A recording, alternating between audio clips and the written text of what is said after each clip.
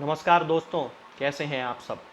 मैं डॉक्टर स्वप्निल सागर जैन निरामय होम्योपैथी के अपने इस यूट्यूब चैनल पर आप सभी का बहुत बहुत स्वागत करता हूं।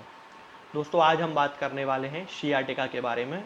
तो आज मैं आपको बताऊंगा कि शियाटिका क्या है, ये किन कारणों से होता है, इसके क्या क्या सिम्टम्स हैं और किन होम्योपैथिक दवाओं से हम शियाटिका को पूरी तरह से ठीक कर सकते हैं।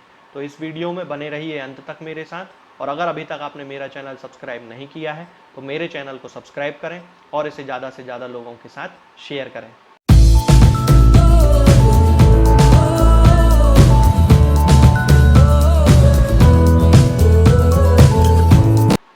दोस्तों, शियाटिक नर्व हमारी बॉडी में पाई जाने वाली लार्जेस्ट नर्व। जब कभी किसी भी कारण से इस पर कोई प्रेशर पड़ता है या इसमें कोई इरिटेशन डेवलप होता है, तब उसके कारण पेशेंट में शियाटिक पेन स्टार्ट हो जाता है, जिसे कि शियाटिका कहा जाता है।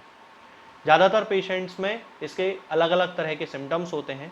शियाटिका का जो दर्द होता है वो मरोड़ टाइप का होता है, यानी कि क्रैम्प लाइक पेन होता है, शूटिंग पेन होता है, बहुत तेज दर्द होता है। कभी कभी ये पेन लाइटनिंग लाइक होता है, मतलब चमक जैसा दर्द होता है, जैसे बिजली की चमक होती है उसके जैसा ये दर्द होता है। ये दर्द कमर के निचले हिस्से से लेकर थाइज के पोस्टीरियर पार्ट से होता हुआ, यानी कि जांघों के पिछले हिस्से से होता हुआ काफ यानी कि पिंडलियों में जाता है, और कभी कभी एड़ियों तक भी ये दर्द पहुंचता है। इस दर्द के साथ साथ पेशेंट्स के पैरों में वीकनेस और नंबनेस की शिकायत भी आमतौर पर देखने को मिलती है। शियाटिका के जो प्रमुख कारण होते हैं वो हैं हर्निएटेड डिस्क, यानी कि जिसे स्लिप डिस्क भी कहा जाता है। इसके बाद होता है पायरिफॉर्मिस सिंड्रोम, हिप के हिस्से में पाए जाने वाला स्मॉल पायरिफॉर्मिस मसल, जब उसमें किसी भी प्रकार का कोई स्पाज्म आ जाता है या टाइटनेस आ जाती है, तब उसके कारण शियाटिक नर्व पर प्रेशर पड़ने लगता है, और उसके कारण भी कई पेशेंट्स में शियाटिका का दर्द देखने को मिलता है। इसके अलावा स्पाइनल स्टीनोसिस भी एक समस्या है, यानी कि स्पाइन का वो हिस्सा जहां से शियाटिक नर्व निकलती है, जब उस हिस्से में सकरापन आ जाता है, नैरोइंग डेवलप हो जाती है, तब उसके कारण भी पेशेंट्स में शियाटिका की समस्या देखने को मिलती है। इसके बाद हम बात करते हैं इसके सिम्टम्स के बारे में। तो इसके जो प्रमुख सिम्टम हैं वो है लोअर बैक पेन, यानी कि कमर के निचले हिस्से में दर्द होना, हिप में दर्द होना, पैरों में दर्द होना। पैरों में ज़्यादातर जो दर्द होता है वो जांघों के पिछले हिस्से में होता है, काफ में होता है, और कभी कभी ये दर्द एड़ियों तक जाता है। इसके अलावा वीकनेस और नंबनेस, यानी कि सुन्नपन की शिकायत भी कई पेशेंट्स में देखने को मिलती है। बहुत रेयर केसेस में, या फिर ऐसी कंडीशंस जिसमें शियाटिका बहुत ज़्यादा लंबे समय तक किसी पेशेंट में हो जाता है, उसके कारण जब उसकी बहुत ज़्यादा तकलीफ़ें बढ़ जाती हैं, शियाटिक नर्व बहुत ज़्यादा अफेक्टेड हो जाती है, तब उस कंडीशन में पेशेंट्स को नंबनेस बहुत ज़्यादा देखने को मिलती है। इसके बाद हम बात करते हैं इसके कॉम्प्लिकेशन की।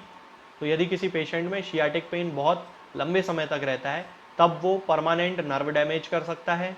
जिस हिस्से में शियाटिका का दर्द होता है, शरीर का वो हिस्सा लेफ्ट साइड या हो या राइट साइड हो, उस हिस्से में वीकनेस आ जाती है, नंबनेस आ जाती है, उसके जो फंक्शंस होते हैं वो कम होने लगते हैं, और बहुत ज़्यादा सिवियर केसेस में पेशेंट्स में बॉवेल और ब्लैडर का जो फंक्शन होता है उससे भी पेशेंट का कंट्रोल खत्म होने लगता है।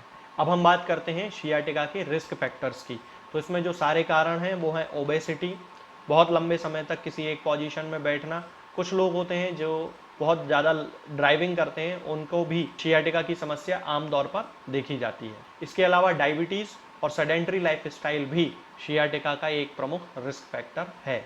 अब हम बात करते हैं कि हम किन होम्योपैथिक दवाओं से शियाटिका को पूरी तरह से ठीक कर सकते हैं। तो इसकी जो सबसे प्रमुख और सबसे पहली मेडिसिन है वो है कोलोसिंथिस। इसे हमें 200 पोटेंसी में 2 बूंद दिन में 3 बार 1 चम्मच पानी में मिलाकर लेना है। इसके जो पेशेंट्स होते हैं उनमें शियाटिका का दर्द, हीट यानी कि गर्मी, और हार्ड प्रेशर मतलब थोड़ा तेज दबाने पर शियाटिका के दर्द में पेशेंट को आराम मिलता है, और टच से यानी कि छूने से और मोशन से, यानी कि थोड़ा सा भी उसकी बॉडी में कोई मूवमेंट होता है या वो चलता फिरता है तो उसे बहुत ज़्यादा दर्द होने लगता है। तब उस कंडीशन में हमें पेशेंट को कोलोसिंथिस 200 पोटेंसी में देना चाहिए। इसके बाद अगली मेडिसिन आती है कैमोमिला। इसे हमें 30 पोटेंसी में यूज़ करना है। इसकी 2 बूंद दिन में 3 बार 1 चम्मच पानी में मिलाकर हमें लेना है। इसका जो पेशेंट होता है वो दर्द के लिए बहुत ज़्यादा सेंसिटिव होता है, उसे थोड़ा सा दर्द भी बहुत ज़्यादा महसूस होता है, और सामान्यतः कैमोमिला का जो पेशेंट होता है वो ये कहता हुआ मिलता है कि इस दर्द से तो मुझे मौत आ जाए, मतलब कि वो मर जाए लेकिन उसको दर्द ना हो। कैमोमिला के जो पेशेंट्स होते हैं उनमें रात में उनकी तकलीफ़ें बढ़ जाती हैं, तो इस तरह का जो पेशेंट होता है हमें उसे 30 पोटेंसी में कैमोमिला देना चाहिए। अगली जो मेडिसिन है दोस्तों वो है ग्नाफेलियम। इसे हमें 30 पोटेंसी में ही यूज़ करना है। 2 बूंद दिन में 3 बार 1 चम्मच पानी में मिलाकर। इसका जो पेशेंट होता है उसमें शियाटिका के दर्द के साथ साथ नम्बनेस यानी कि सुन्नपन की शिकायत बहुत ज़्यादा होती है। ये नम्बनेस कमर के निचले हिस्से से लेकर एड़ियों तक भी हो सकती है। इसके पेशेंट को लेटने और चलने से दर्द बढ़ जाता है और बैठने से दर्द में आराम मिलता है। ग्नाफेलियम के पेशेंट की पिंडलियों में यानी कि काफ मसल्स में बहुत ज़्यादा दर्द होता है। इसके बाद अगली मेडिसिन आती है रस्टॉक्स। इसे हमें 200 पोटेंसी में ही यूज़ करना है। इसकी 2 बूंद दिन में 2 बार सुबह और शाम को हमें 1 चम्मच पानी में मिलाकर लेना है। इसका जो पेशेंट होता है उसमें शियाटिका का दर्द कोल्ड मॉइस्ट वेदर के कारण एग्रावेट होता है, या जिन पेशेंट्स में कोल्ड मॉइस्ट वेदर के कारण शियाटिका का दर्द शुरू हो जाता है, उस कंडीशन में हमें रस्टॉक्स यूज़ करना चाहिए। रस्टॉक्स के पेशेंट्स में ज़्यादातर राइट साइडेड दर्द होते हैं और लेटने से उसमें एग्रावेशन होता है। रस्टॉक्स का पेशेंट जब चलना शुरू करता है तब उसके पहले 2-3 कदमों में उसे बहुत तेज़ दर्द होता है, लेकिन जब वो धीरे धीरे चलने लगता है तो दर्द में उसको आराम मिलता है। इसके बाद अगली मेडिसिन आती है दोस्तों मैगफॉस। इसे हमें 30 पोटेंसी में यूज़ करना है। 2 बूंद दिन में 3 बार 1 चम्मच पानी में मिलाकर। इसका जो पेशेंट होता है उसे हॉट फॉर्मेंटेशन यानी गर्म सिकाई करने से दर्द में बहुत आराम मिलता है। शियाटिका का दर्द मैगफॉस के पेशेंट में बिजली की चमक यानी कि लाइटनिंग लाइक पेन होता है, तो यदि ऐसा कोई पेशेंट है तो हम उसे मैगफॉस 30 पोटेंसी में बड़ी आसानी से दे सकते हैं।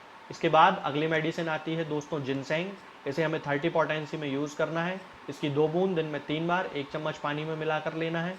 इसके जो पेशेंट होते हैं उनका सबसे प्रमुख जो सिम्टम होता है वो शियाटिका के दर्द के साथ साथ उस पेशेंट में मिक्चुरेशन की डिज़ायर बार बार होती है, यानी कि उसे बार बार यूरिन के लिए जाना पड़ता है। अगली मेडिसिन आती है दोस्तों अमोनियम म्यूरियाटिकम। इसे भी हमें 30 पोटेंसी में उपयोग करना है। 2 बूंद दिन में 3 बार 1 चम्मच पानी में मिलाकर। इसका जो पेशेंट होता है उसका जो दर्द होता है वो बैठने से बढ़ जाता है और लेटने से उसको आराम मिलता है। अमोनियम म्यूरियाटिकम के जो पेशेंट होते हैं उनमें ज़्यादातर लेफ्ट साइड के लेग में बहुत ज़्यादा तकलीफ होती है। शियाटिका के केसेस में ऐसा लगता है जैसे कि उनके टेंडॉन्स हैं वो कॉन्ट्रैक्ट हो गए हैं और जिसके कारण वो लिंपिंग करके चलता है यानी कि लंगड़ा कर चलता है। तो इस कंडीशन में हमें अमोनियम म्यूरियाटिकम 30 पोटेंसी में यूज़ करना चाहिए। दोस्तों अब मैं आपको बताता हूँ एक ऐसा कॉम्बिनेशन जिसका उपयोग करके हम शियाटिका के सभी केसेस को पूरी तरह से ठीक कर सकते हैं। इस कॉम्बिनेशन के साथ हमें उसकी कॉन्स्टिट्यूशनल मेडिसिन जरूर लेना चाहिए। ये कॉम्बिनेशन आप चाहें तो इसे नोट कर लें। इसमें आपको कोलोसिंथिस का मदर टिंचर लेकर आना है। इसकी 10 बूंद सुबह और 10 बूंद शाम को आधे कप पानी में मिलाकर उपयोग करना है। उसके साथ आर्निका 200 पोटेंसी में 2 बूंद सुबह और 2 बूंद शाम को 1 चम्मच पानी में मिलाकर, और विस्कम एल्बम 30 पोटेंसी में 2 बूंद सुबह 2 बूंद शाम को 1 चम्मच पानी में मिलाकर उपयोग करना है। जब हम इन तीनों मेडिसिन का उपयोग कुछ समय तक करते हैं तब हम देखते हैं कि शियाटिका के एक्यूट और क्रॉनिक सभी तरह के केसेस पूरी तरह से ठीक हो जाते हैं।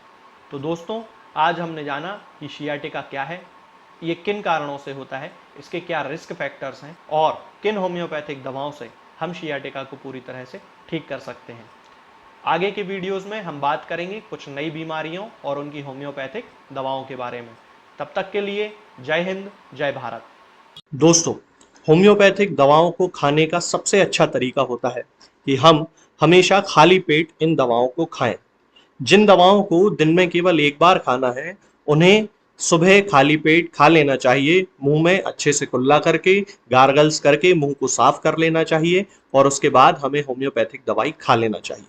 जिन दवाओं को दिन में 2 बार या 3 बार या 4 बार खाना होता है उन दवाओं को खाली पेट खाने का मतलब होता है कि हम उन दवाओं को खाने के लगभग आधे घंटे पहले या फिर 2 से 2.5 घंटे बाद ही खाएं, और उस स्थिति में भी हमारे मुंह में किसी भी वस्तु का, किसी भी चीज का स्वाद नहीं होना चाहिए, ना ही हमारे मुंह में किसी भी चीज की गंध होना चाहिए, जिससे कि ये होम्योपैथिक दवाएं हमारे शरीर पर बहुत अच्छे तरीके से काम कर सकती हैं।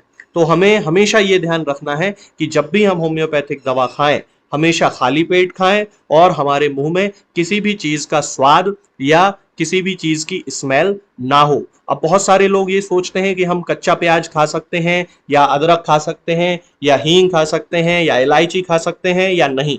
बिल्कुल आप इन चीज़ों का इस्तेमाल कर सकते हैं। होम्योपैथिक दवाओं को खाते समय आप इन सभी चीज़ों को बड़ी आसानी से खा सकते हैं। बस याद ये रखना है कि जब भी